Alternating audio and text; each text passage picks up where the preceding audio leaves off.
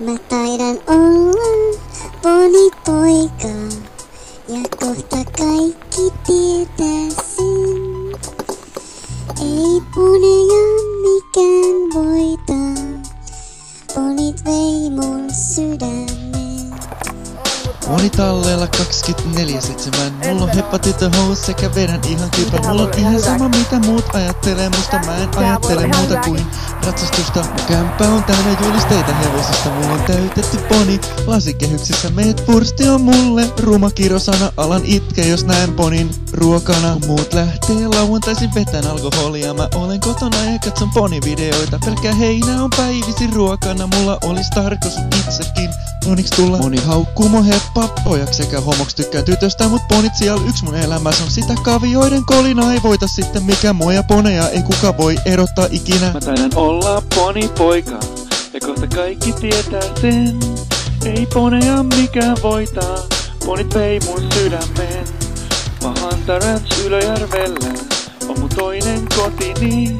Voi heppa tyttöjä tirkistellä ja ehkä viedä kotiinkin. Mä taidan olla ponipoika ja kohta kaikki tietää sen.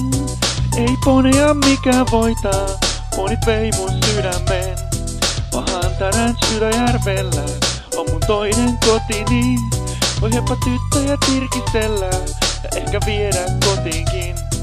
New Forestin poni tai Shetlandin poni sekä korkeus suurin piirtein 1,5 metriä. Voiko elämältä enempää vaatiakaan kuin saada söötti ja karvainen oma poni pihaan? Mun elämäni uusi ilonaihe löytyi, se on nimeltänsä herttäinen poni. Agility toiset temppuja tekee koiriensa kanssa, on haastavampaa pujotella oman ponin kanssa. Mä en vessaa enää käyttäydyn ku poni konsanaan. Mä ehkä tyhmältäkin näytän, kun väännän nurtsilla aamupaskaa. Mä nukun yöni ponien kyljessä, taidan olla ponikuiskaaja. Poni paska on paras tuoksu, ja kerto sä et tule seuraavaksi. Mä taidan olla ponipoika ja kohta kaikki tietää sen. Ei poneja mikään voitaa, ponit vei mun sydämen. Mahanta Ranch Ylöjärvellä on mun toinen kotini. Voi heppa tyttöjä tirkistellä ja ehkä viedä kotiinkin. Mä taidan olla ponipoika ja kohta kaikki tietää sen. Ei poneja mikään voitaa, ponit vei mun sydämen.